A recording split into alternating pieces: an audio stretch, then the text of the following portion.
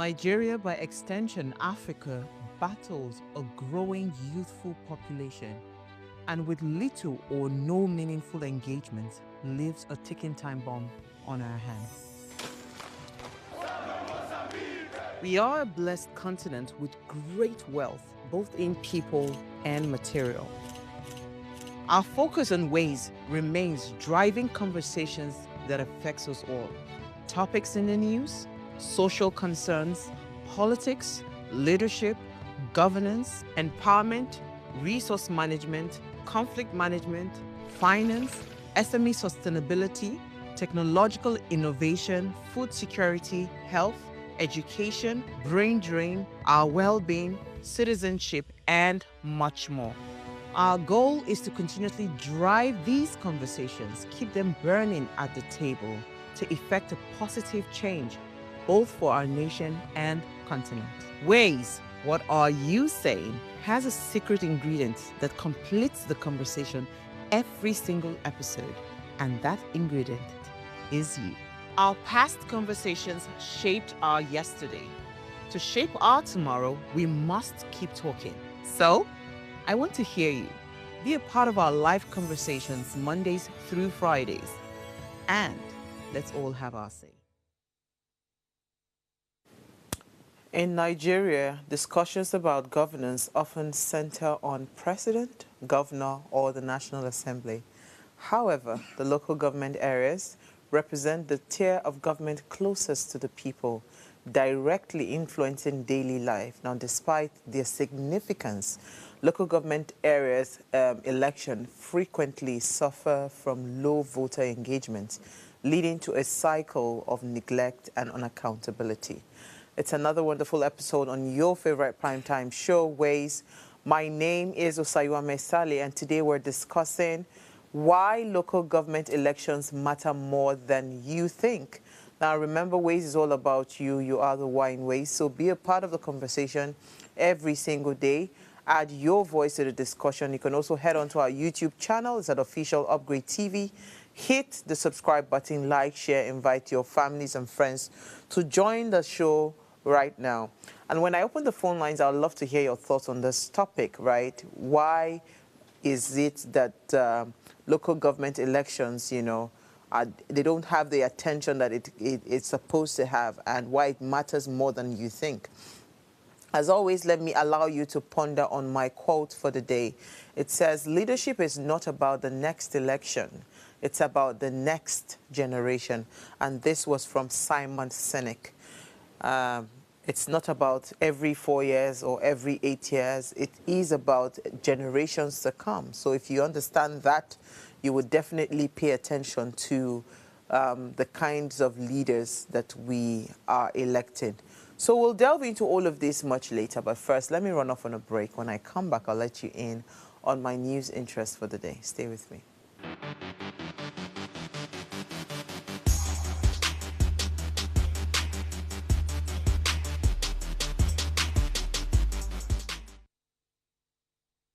All right, thanks for staying tuned. So 34 embassies in Abuja risk being closed down by the Federal Capital Territory Administration over unpaid ground rent spanning 11 years. So a publication by the FCTA revealed that many foreign missions had not paid their ground rent since 2014, with the affected diplomatic mission collectively owing over 3.6 million. The Federal Capital Territory Minister, Nyesom Wike, ordered officials to commence enforcement on the 4,794 properties that were revoked due to non-payment of ground rents, spanning between 10 to 43 years. The defaulting embassies include Ghana, High Commission, Defense Section, then the Embassy of Thailand, Embassy of Cote d'Ivoire, Embassy of Russia, the Embassy of Philippines, Royal Netherlands Embassy, Embassy of Turkey, and Embassy of the Republic of Guinea. Also included are the embassies of Ireland, Uganda, Iraq, and the Zambia, right? The Zambia High Commission. Yeah, so I don't know. Whew. But when I saw the amount, it's quite small. I thought ground rents are usually very expensive, but hey, That's what the FCT minister is saying. So we'll keep an eye on that story. I'll move on to my next story. This was quite interesting. Just to divert a little bit or deviate a little bit, one former First Lady was celebrating bagging a PhD. Patience Jonathan, I just want to say congratulations to her. Her testimony was quite inspiring. She did it despite how a lot of people are afraid of, but she did it, with all these challenges and everything. She was able to graduate. And I saw her testimony was quite interesting. So another First Lady, Mariam Abacha, she said that money my husband kept for Nigeria vanished after his death. She's the widow of the former military head of state, General Sani Abacha, and she has rejected the long-standing allegations that her late husband looted billions of dollars during his time in office, insisting there is no credible evidence to support the claim. Mrs. Abacha challenged the narrative surrounding her husband's legacy and questioned the basis of the accusations. She said, who is the witness of the monies that were being stashed? Did you see the signature or the evidence of any monies stashed abroad? She asked.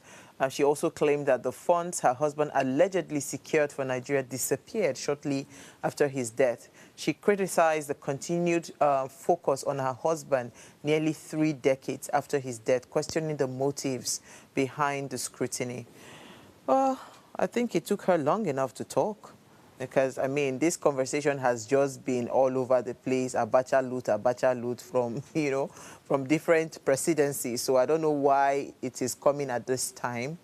But honestly speaking, what would have gone wrong with, or what would have happened only between him and the people that the money is with, and, because when I hear how funds are being moved within those high-level places in Nigeria, honestly, it brings shivers to my spine, because I don't know how no single documentation, no trace, like literally people can just, move national funds without nothing, right? So I don't know. That's between him, the late, what's it called, head of state, and God. And maybe, to some extent, maybe she knows what she's saying. But I don't know, do you believe what she's saying? Do you think Abacha was saving that money for Nigeria, or he was actually stashing the money for himself? What do you think? Let me hear your thoughts, right? All right, so I'll move on to my final story. Even me, if I did video on this matter, when the president came to commission the Calabar Coastal Highway, right? And it just because the video that was, going around social media was him obviously ignoring Sanwo-Olu, greeting every other person apart from Sanwo-Olu. So, hey, Governor Sanwo-Olu has come out and he has addressed the alleged rift with the president. He says Tinubu is his father. He dismissed the claims of a rift with the president, and he insisted that he enjoys a father-son relationship with the president. Of course, he was addressing newsmen, and he was downplaying, the claim. Because, that video was quite obvious if you had seen that video. He said that there's nothing at all. He's my father, he is my leader, and we are grateful that he has given us an audience today. Because part of the rumors, right, that we heard was the fact that, since last year, Sanwo-Olu has not been able to secure, a physical, meeting with the president. He was not allowed to see the president. That has been the rumor that's been going around, So when that video then surfaced, when he was commissioning the coastal lane, it then kind of validated the claim that people had been speculating about, the president not being particularly happy with the Lagos State governor. But, with this that has happened, and finally he was able to stay very close to him to take the picture, I'm sure they have settled whatever it is that was, brewing amongst them. But, it's obvious that there was something wrong, because if you look at how the sitting arrangements for that particular commissioning, usually Sanwo-Olu is the host of the He's the host state, right? He's the host governor. He's supposed to be the one seated close to the president and the minister, but I mean, where his seat was located was very far from the president. But who am I? This is just us talking, but thank God that they have settled. So hopefully we move on and focus on governance, because all of this really, it doesn't matter as long as governance is happening. All right, so we'll take a break now. When we come back from that break, let's discuss the local government elections, right, and why it matters more than we think. Stay with us.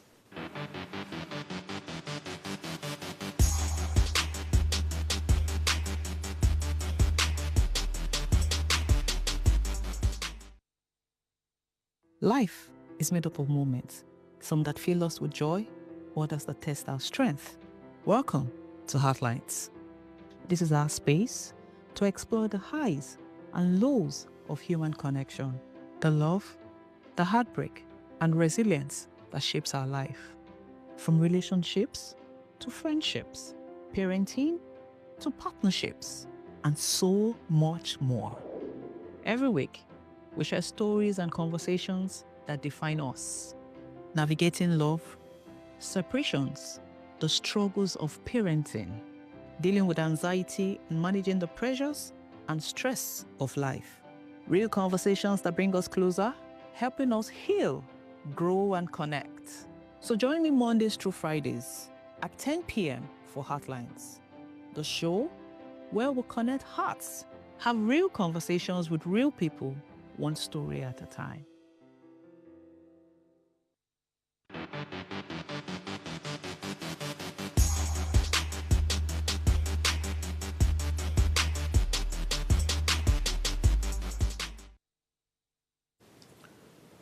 All right, thanks for staying tuned. Now, the Lagos State Independent Electoral Commission has officially scheduled the state's local government elections for Saturday, July 12, 2025. These elections will cover all 20 local government areas and 37 local council development areas, encompassing 376 wards across the state. In total, voters will elect 57 council persons and 376 councillors. A rerun elections, if necessary, is planned for Saturday, July 19th, 2025. Now, the elections timetable includes key dates such as commencement of campaigns on the 18th of April and the end of electioneering campaigns on the 9th of July 2025. Now, the 2021 local government elections in Lagos State, of course, it highlighted a concerning trend of voter apathy. Reports indicated that voter turnout was alarmingly low, with some areas recording turnout as low as 1%.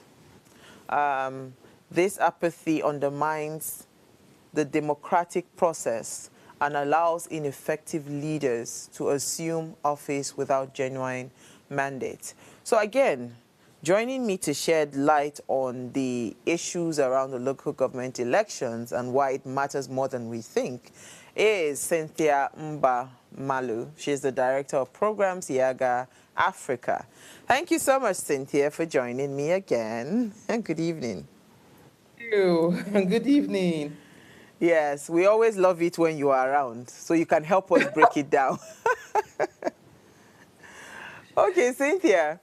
I mean, there's an election coming, and it seems like nobody really cares. Like, nobody cares. Apart from a few posters and flyers that I have seen around, right? You know, just not a lot, just a few here and there.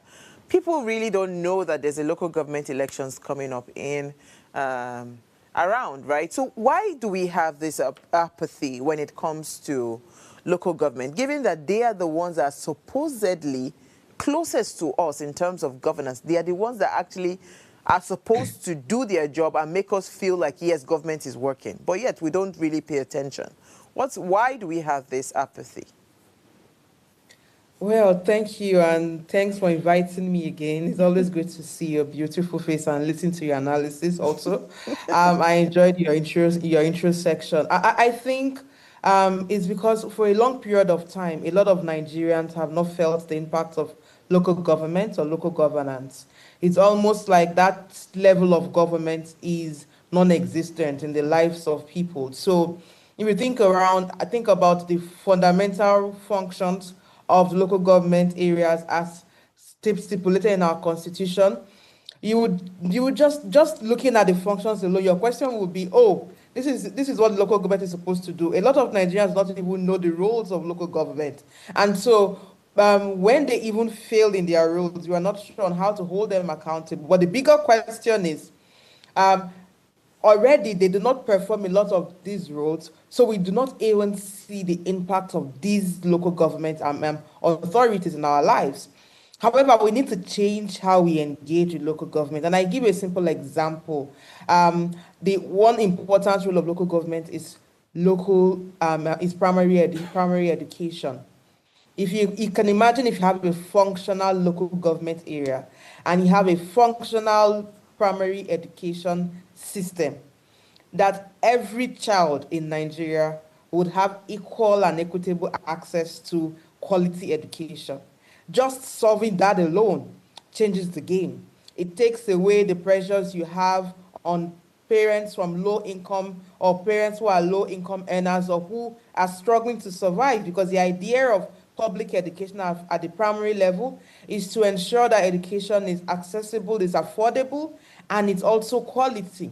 But what we have over a period of time is a non-existent local government authority, and so we do not have functional primary education system, and so only those who can afford to send their kids to private schools send their children to private schools. And we still have a lot of children who are out of school. We have a lot of children who cannot, who are in this primary public education system, but are not even accessing quality education. And so that's just one. But when you say, why don't we, a lot of people do not care about that, it's just because people have not felt local governance before. And then increasingly, Nigerians generally are disconnecting with democratic processes. So even at the national level, I mean, turnout at the presidential elections was barely 27% in the last elections. Lagos State, in the last local government election, like you mentioned, had lower than 10% turnout. But also in the national election, Lagos State also records lower turnout of voters compared to the number of registered voters. Because Lagos is one of the states with the higher number of registered. I think Lagos and Kano are among the states with the higher numbers of registered voters in Nigeria. But if you look at the turnout compared to the registration rate, you will see low turnout. So I think it's a general question on one, how do we as Nigerians connect with our democratic processes? One. Two, how do we translate the power of our vote to the adequate power we need to hold our government accountable? Because most times we think elections is a separate event. It doesn't connect to every aspect of our lives post-elections. But elections is just one step. Democracy is everything that happens with and after elections. And so democracy begins with how we vote. But after it, the question is, how are we engaging and demanding accountability? But it first begins with how we, and I think it's a bigger question on Nigerians. As a people, we need to review the way we engage our democratic processes. We actually need to care enough to come out in our numbers and vote. It's so interesting what you even say. And you know the funny thing, the people that even care, really, are the people that do not have the, would I say, the capacity to make decisions on their own without being influenced. You know, interestingly, I've seen that a lot of people that come out to vote, especially at the local level, are actually grassroots people, right? Real core grassroots people. They understand, but, these people are also easily influenced. So most of them are coming out for what they stand to collect, on that day, to be able to vote and all of that. And it's just really sad and, troubling to see. Sometimes, again, we talk about these things, but people they don't see it, as it is. You mentioned the primary healthcare center. You've talked about education. There is also infrastructure. So some of the local roads, the markets, public spaces, issues around waste management. Because somebody did a video and said, oh, Lagos is smelling and all of that. Waste management, clearing of the drainages, and all of those things. Your primary health center, as I'd mentioned, before, the education I'd mentioned, all of these things are core, if done effectively, right, you would actually see that the government is working. Right? If we start to have very quality schools, that, they are government-run schools, not just privately owned schools, but proper quality schools that are government schools.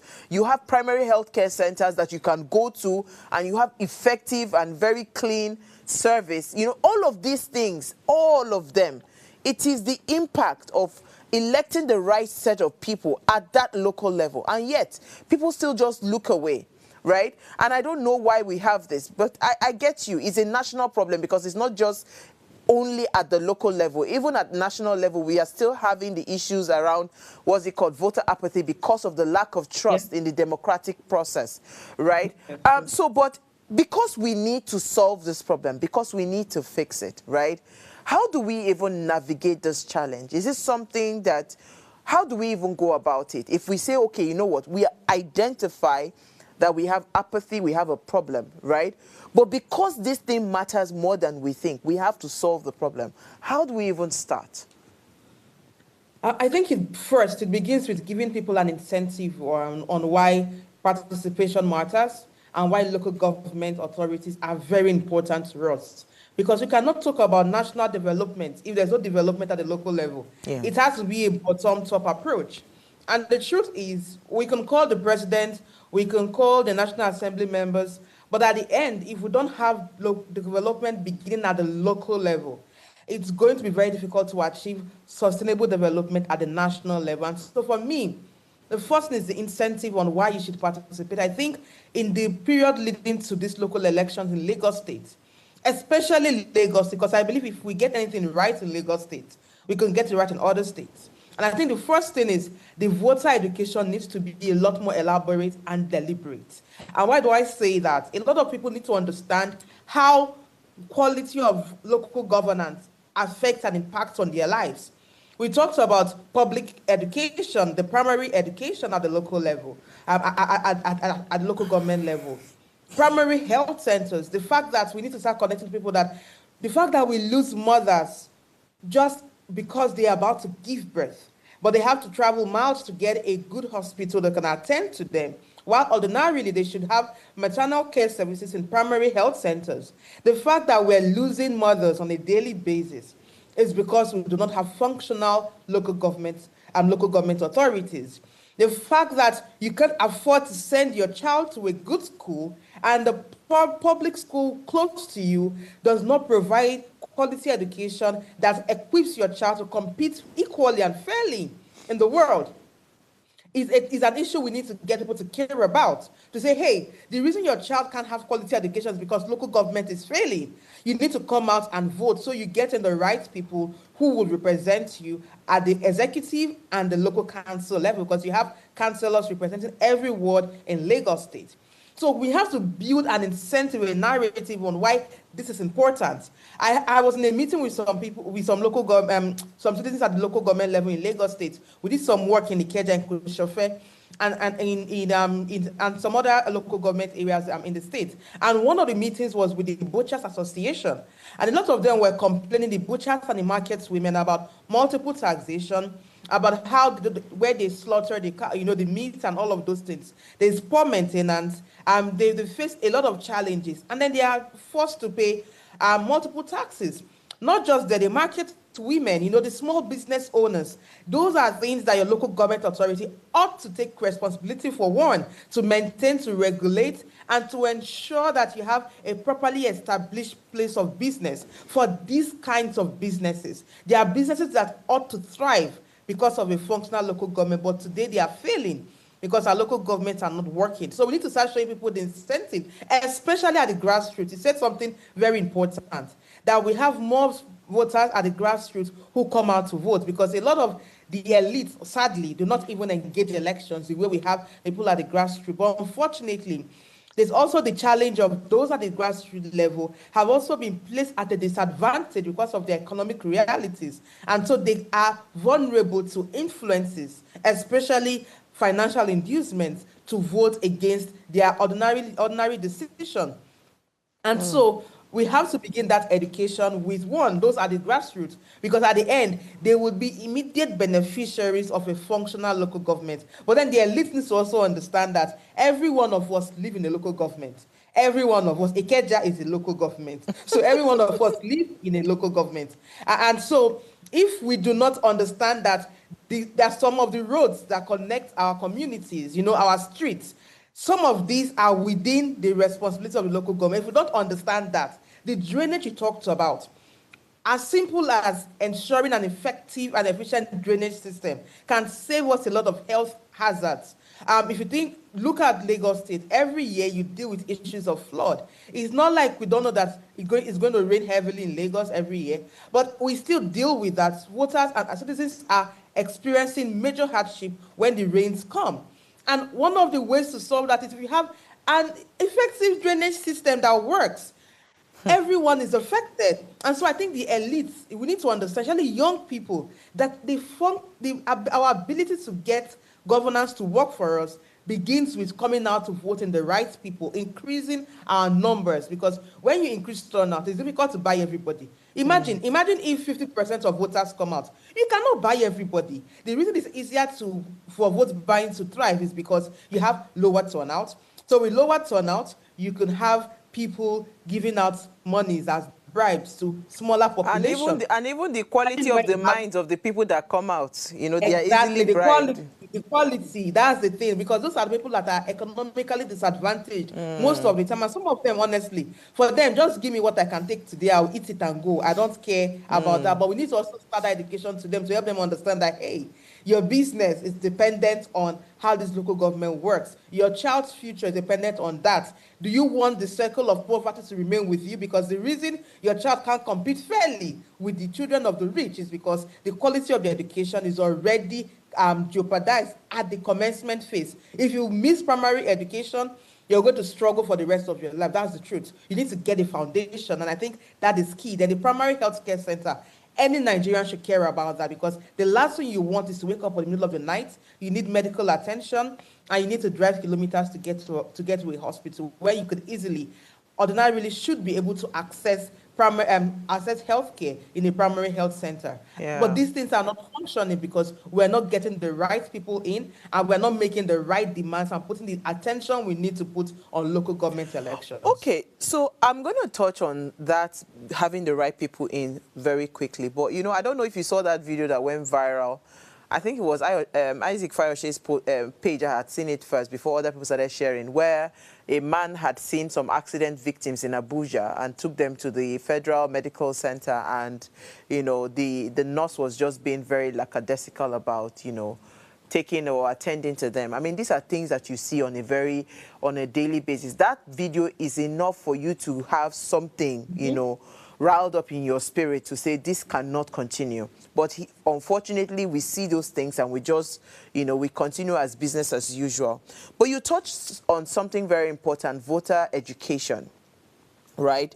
I know that I was in traffic one of these days in Lagos, and I overheard, those megaphones and the bus, just talking, and they were speaking in Yoruba language, but I could tell that it was like, telling people, sensitizing people on elections, that the elections were coming, the local government elections, to come out to go and vote. I could make sense of it, but, that was basically the summary of it. And it was something around, just educating the voters that come out to vote, and they were announcing the date of the elections that is forthcoming, the local government elections. But tell me, whose responsibility is it for the education of those voters, right?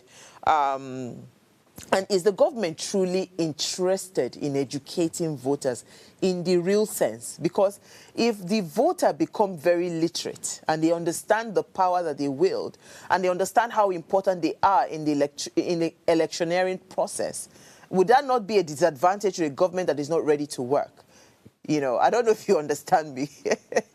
Yes, I totally understand. Let me even put it out there. The greatest fear of our political class is an educated and informed populace. That is one of their biggest fear because they understand that with knowledge, their knowledge is power. With information, you become powered. Or you become empowered to take action. And they say you cannot spell the word empowered without power. Because the idea is you educate to empower so that people can assert their power in the system. And our power basically is driven from the constitution that says sovereignty belongs to the people of Nigeria. And so I think at this point, when you ask if there is that sincerity of purpose to educate, of course, no, which is why each time you think around the budgets for elections management body, be it the Independent National Electoral Commission at the national level or the state independent electoral commissions, the budget for voter education is always the lesser percentage of the budget. And I always wonder, like, you want to educate people, but you're not budgeting enough to reach out to the larger percentage of the citizens. Isn't that in itself a tool to limit information? So the first thing is, we don't think the government takes education of the people very seriously. The State Independent Electoral Commission has the responsibility for local government elections to conduct voter and civic education. We also have the National Orientation Agency, which is a national agency, but its role is to provide orientation to the people at all levels, which is why NOA has an office in every local government area in Nigeria. So that is also an institution that exists. But then we also have political parties. Ordinarily, in some countries, political parties are even the ones who take voter education and voter mobilization as their bread and tea and everything. I remember I was in Ghana for the last elections, and I went to so many villages in Kwame. When you drive far down northern Ghana, Tamale, some of those places, and the only people I was seeing carrying out door-to-door mobilization and voter education were political parties, and I was so impressed to see that. That is what we lack here. So that's why I believe that our political class intentionally do not want an empowered population because they believe that with information, people would begin to ask the right questions and hold them accountable. That's one. Second, they also believe that with information, there's a lot more unity because when we're informed, we realize that all these fights we fight against ethnic lines and political ideologies and religious lines are useless, they are baseless. And so for them, information and education also means a united people. And so a united people is also a threat to the political class. So if you think around the whole value chain of elections when it comes to education and information for the people, there is little investment in that. So the budget is usually very poor. The institutions involved do not function optimally when it comes to educating the people to leverage the right resources. Political parties most times do not care. All they are interested in is looking for how to put together resources to go out and buy votes or induce people. But then you have a lot more role with civil society organizations. This is where CSOs come in, which includes the media and includes every one of us who has access to information, because peer-to-peer education is also very valuable. But leveraging those platforms that exist, our civil society organizations, our media platforms, like you're doing now, this is an important conversation, our religious places of worship, our community-based spaces, town halls, we need to leverage everything we can, because if the government deprives us of information, we cannot sit back and start waiting for things to change. We have to take that responsibility and go out to educate people. And I do believe that Lagos has an opportunity to change the course of its destiny with these elections. Local government election in Lagos is so important because honestly, when you say some places in Lagos smell, that is the truth.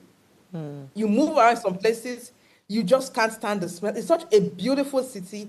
Lagos has the right vibes, the talent, the resources. But if you think about the sanitation, if you think about the conduciveness of Lagos State, the way it is structured is enough to affect anyone's mental health. But it is a matter of bad governance, and it begins with local government. So if we can get our local government to function and address the basic things, like I mentioned, the primary health care, as simple as infrastructural development at the local government level, as simple as the education, I'm so big on this because, see, my sister, if we cannot educate our people, Nigeria can't move forward. And a lot of our children are either out of school or do not have access to quality education because school fees for private schools are becoming too expensive that even middle class people are struggling to send their kids to those schools. I'm a product of local government, local education. I grew up in Abuja and I went to LEA primary school.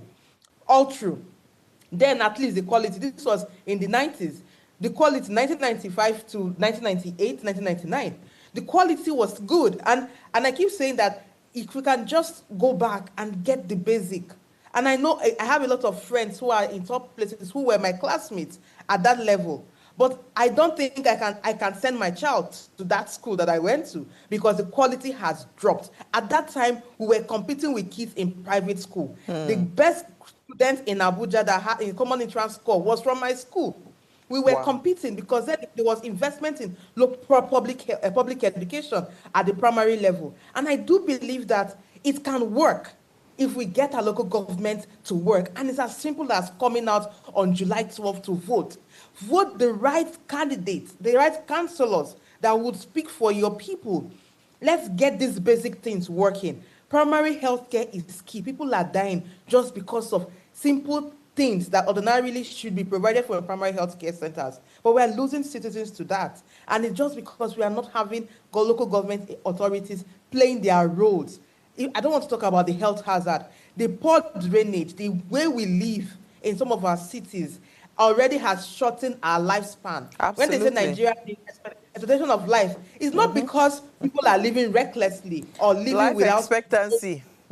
Yes, it's because you're living in an environment that the pollution is just deep. So what you're breathing in, where you're sleeping, It's everything toxic. is wrong. So it's toxic, it's shortening your lifespan. And it's just because we don't have functional local government. This is the argument we need to give Nigerians in Lagos State, where every Lagosian listening. Your life literally depends on these local government elections. Prayer will not solve it. And I know a lot of Nigerians will say, we pray about it, God will make it work. Nah, God will not come down to change Nigeria for us. The truth is, God has given us all we need. He has given us the resources, the intellect to do the right thing. The question is, are we willing to get the things done? So can we begin to educate our people and get people to come out and vote in our numbers? Lagos can change the trend when it comes to local government elections with these elections July 12th. Absolutely. I mean, Cynthia is on fire tonight. You know what we're going to do? Let's go on a break because you see that prayer. I'm going to come back to it. Stay with us. We'll be right back.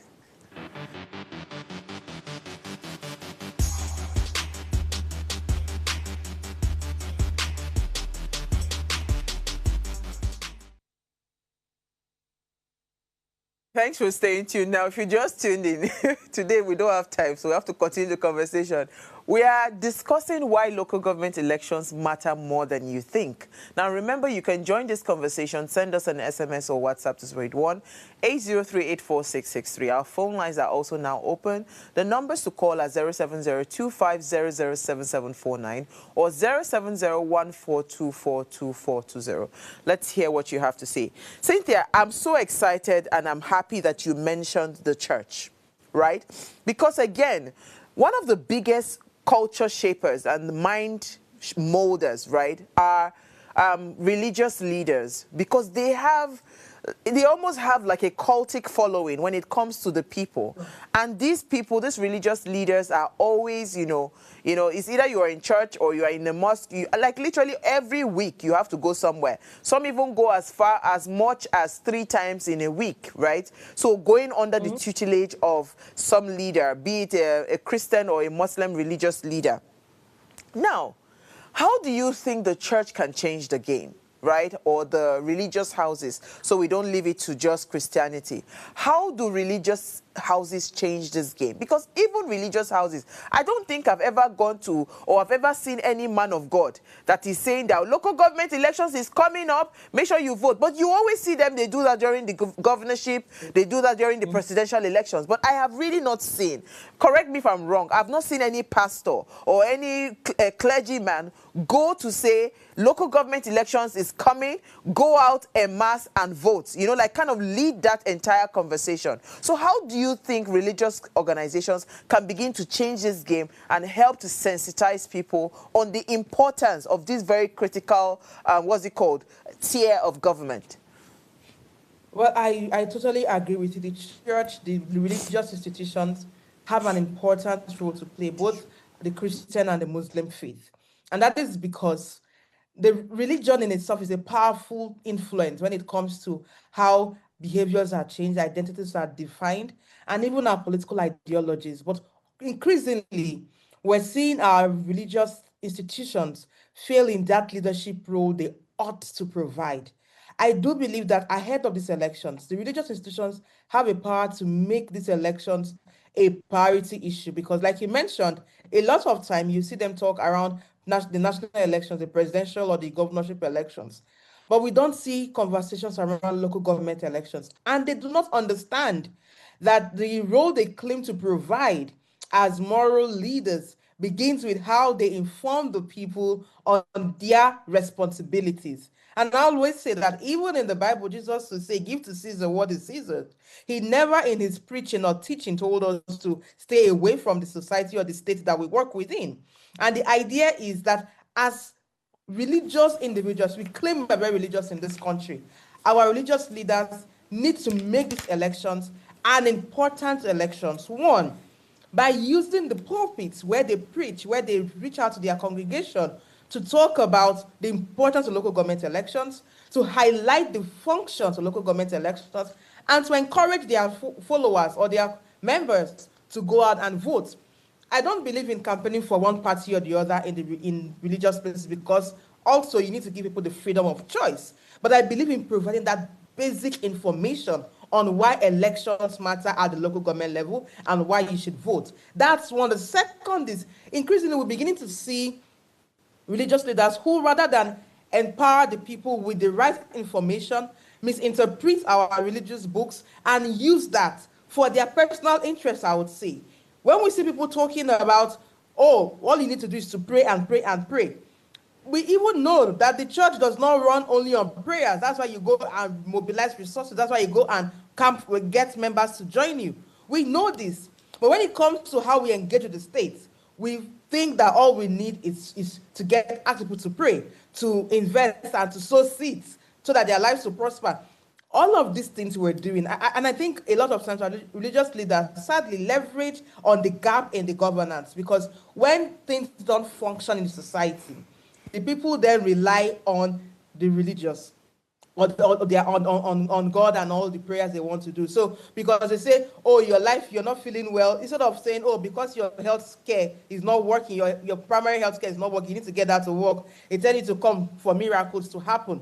And so a lot of times they leverage the gaps and lapses in our governance structure to also promote their followership or increase their followership and promote their popularity. And I think that is a misplacement of priority, especially because for every one of us that exists within different religion, we exist within the society. And if you look at the history and evolution of democracy, in fact, towards the third wave of democracy globally, if you read Samuel this on ways of democracy, at a point the church had to play a role in inspiring that shift and trend to pushing for democracy. And I think as a people, we have to start asking our religious leaders questions. Things like, how do you use your platforms to encourage citizens to become a lot more active, to ask the right questions? Two, how do you use your platforms to demand accountability also, rather than celebrate bad behavior or celebrate politicians that have looted our funds? Because sadly, you have people who they've looted the funds and they invest in the church, they are celebrated. Yes, we get it that I will speak more as a Christian because I can't speak for a faith I don't belong to. So I can, as a Christian, I have the right, like I have the platform to also shine that light on the faith I belong to. Say we should be able to call people out and say, hey, you're a leader, but you're failing. We shouldn't always celebrate. Yes, the church is for sinners and not for saints, but you should also show commitment to being a changed human being. And so even how religious leaders hold our political leaders accountable is very important. The way we use the pulpit is key because, like you said, a lot of Nigerians follow religious leaders in a very cultish way, that when a pastor or man of God says something, people will do that because a man of God has said that, or a woman of God has said that. And that is the power that they wield, the power to inform attitude, inform behavior, but more importantly, provide political education that is founded on the supposed values that your religion preach.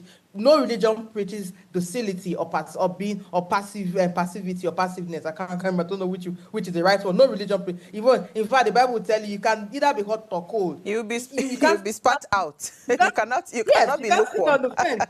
So there's no. So we are actually groomed to be active people, and the idea is if you're active in your faith, it must also translate to how you live your life, and it begins with how you engage in society, how you are responsible to to the roles you have, which includes voting. And one of our fundamental roles as citizens is to come out and vote, to hold our leaders accountable, to show care to those around us, to build solidarity with those who are in suffering, and to fight for justice. Because every religion preaches justice, preaches love, preaches peace, tolerance, and unity. And so I think at this point, honestly, is a call to our religious leaders. You have a role to play ahead of every elections. Provide that voter education. Encourage your followers or your congregation to turn out in their numbers and vote, and promote good behavior. When leaders fail us, let us Absolutely. call them out and hold them accountable. Okay. Constructive criticism is what we need from our religious leaders, especially in our politics today. Okay, so quickly, right, because we're fast running out of time, I want us to touch on the quality. Remember I said I'll come back to that. The quality of the kind of people that will begin to run for local government elections and local councillors, right, as local councillors. Given the fact that, you know, it was earlier this year, the president finally accepted to the autonomy, right, for them to have financial autonomy at the local government level. So do you think that would impact the quality of the people that we will begin to see as those coming out for office? It's not, because now it's no longer just it's no longer just coming out because you want to come out to occupy a space. You are going to have a lot of financial control, right? This is if everything is followed by the books right now, because they have given them that financial autonomy at the local government level. Do you see that impacting the quality of the people that will begin to run for office, or it will just further complicate and mess it up? Unfortunately, it would not really, it doesn't really translate to the quality of those that would come out, because the Supreme Court judgment of July 2024 was very instrumental in providing that financial autonomy for local governments, even though we still need to have that in the Constitution amended. However, what it has done is also it has made that local government office very, very attractive. And when it becomes very attractive, it becomes a money game, because people will fight tooth and nail to get in, just so they can control the resources they think comes to local government. And there's huge amounts of money allocated to local governments every year, actually. And so for me, the bigger question is how we select those that would emerge. Every party provides their candidates at both the executive for the chairperson or chairmanship position and the local councillors. I do believe that as voters, we have to start asking ourselves which candidates and which parties would represent our interests, and choose people of character, people we think are competent, people we think have the capacity to do the work. The money bags, most of the time, do not come with interest of service. A lot of the times, they use the monies to buy their way in, and when they get in, they want to recoup what they've lost. And so I do believe that we have to be a lot more intentional in how we choose who we would be voting for. But you know, the bigger question is how political parties conduct primaries and how candidates emerge. But as it is now, candidates have emerged. So we can't keep crying, about that. We will not focus on for those that have emerged, which party, which candidate has the right policy, the manifestos, the proposals that we think we connect with. Who do we think we can hold accountable? Who do we think can be accessible? Because local government chairpersons and councillors ought to be the most accessible level of leaders. They're the ones that should be able to knock on their door any day go to their office and find them, call their phones, and they respond because they are the government closest to the people. And so for me, because candidates have emerged, there's a lot of competition now because of the monies that we are certain will get local government because of the decision last year. However, because of that money, there's a lot more pressure on those who want to emerge as leaders in that level. And so for me, the call is to Nigerians, to Lagosians in particular, because that's where the election is happening July 12th. As you go to the polls, in fact, this period is a period to start doing the necessary research. Who are the candidates? Who are they? What's the antecedent? What have they done before? What leadership roles have they held? Can we even begin to elect younger people? But we need vibrant minds, energetic people at the local government level. Local government level is not a place to come and sit down and chill. It's a place you get dirty, like you get to the field, you do the work, you interact with the people, you meet with them and ask them, what is your problem? Let me get in, let me see how we can help you. Because beyond these roles that local governments have, they also have a role to work with the state government for economic development in the state. So, but to work with the state government, they need to know what the people care about. And I think younger people will be easily accessible and would have a lot more energy to engage people, to get their opinions and do the work they need to do. Then I think we also need a lot more women. I believe that a lot more women suffer a lot of challenges at the local government level, and a lot of them will connect easily with the challenges of the people at the local government level. And so for me, this is an opportunity to even get younger people, women, but also give opportunities to competent people. So it's not just who gave you the most money. That 5,000, 10,000, I don't even know if it's up to 10,000, but that money they will give to you will finish within a day or two at the most. And so it finishes, it's gone. So just think about it. I remember it was in Ghana. I think I like to make reference to Ghana. There was vote buying, but honestly, I was so impressed with the voters. They collected the money and they still voted. In fact, one politician told us that one of the things they've learned from Ghana is the party that spends the most money is the party that loses elections. Because voters don't trust you. If you're spending so much money to buy their votes, they will not vote you. They believe that this thing you're spending, you're going to want to recoup it. And so they've had a pattern that parties that spend the most end up losing elections at different levels. And I think that makes sense. Perhaps we need to put that into perspective as citizens. Why does he want or why does she want to pay you this much for just a vote? What is the need for them? What do you gain? What do you get to lose for that money? To some extent, I think for the Ghanaians, to some extent, the level of education is not as is not as poor as ours. So to some extent, True. those ones are educated enough to understand that for them to be spending that much, it means that they have they have plans to to recoup their money. To go and recoup the money. Let me take this message from YouTube. It says, the guest is so right that quality education is needed to everyone. A man from the north stated Niger can move forward cannot rather move forward until the north is educated. I think I saw that video. He also lamented about the frustration and religious blockage he faced when he tried to start education programs in the north. The leaders were only focused on religious teaching, not skilled trainings. I mean, this is something that will continue to of course, we'll continue to bring at the forefront of the conversation, because when it comes to education, I know that as I am convinced now that ignorance has become a weapon, right, in the hands of, political leaders, the political class. So they will rather keep, you ignorant so that they continue to, push forth their agenda. But if you had one final thing to say, because we ran out of time, what would that be, again, especially regarding the election, why it matters more than you think? Yeah. My last message is, please, for registered voters in Lagos State, get your PVC ready, and on July 12th, come out and vote. Your life, the quality of your life, the quality of your health, the future of the children of Lagos State literally depends on the local government elections. So please come out in your numbers and vote. We can change the pattern of abuse, and we can change the pattern of underdevelopment in Lagos State and push for a better country and a better state. Thank you so much. What a great way to wrap up the conversation. Always, always fun having you, Cynthia. Thank you so much for your time. All right, so in case you did not know, your office is called the Office of the Citizen. You must occupy it. You have the power, not just at the ballot boxes, but every day. You know, you have it. So you speak up, you use it, you organize, and, you know, always demand for better, better, better. I always say demand for excellence, right?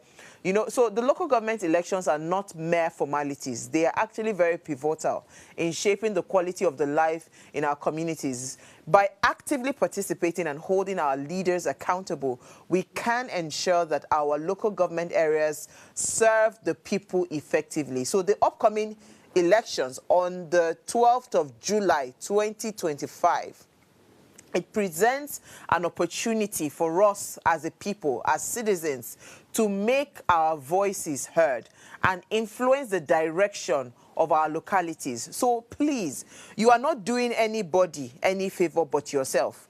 If you carry yourself, your PVC, and you go out, come, 12th of July, to go and vote at the local government level, so that we start to vote quality people and start to intentionally demand for excellence. That's the only way we can move this country forward. I love what Cynthia said about education. We are playing. If we're not ready to invest in education, we are still playing.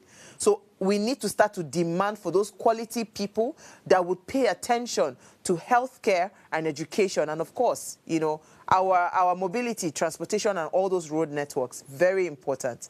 All right, thank you so much for watching. Thank you to Cynthia. Thank you to the people that contributed via SMS and YouTube messages. Now keep the conversation going. Subscribe to our YouTube channel. It's at Official Upgrade TV. You can interact with us further, drop your comment, and most importantly, follow all our engagements on social media, like, share, invite your families and friends to watch and follow the conversation.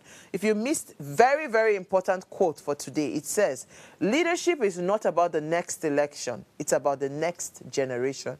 So we need to start to intentionally install visionary leaders that see beyond 4 years, 8 years. Leaders that will think, what is Nigeria going to look like by 2050, by 20... Those are the kind of visionary leaders, and they set the tone for that vision to be able to achieve that goal. All right, so I'll see you guys tomorrow at 8 p.m. Remember, as always, enjoy the rest of your evening.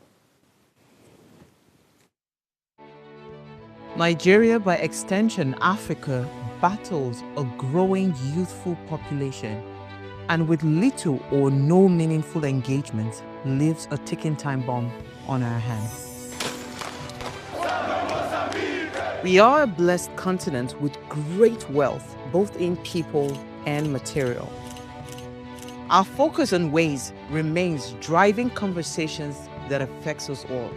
Topics in the news, social concerns, politics, leadership, governance, empowerment, resource management, conflict management, finance, SME sustainability, technological innovation, food security, health, education, brain drain, our well-being, citizenship, and much more.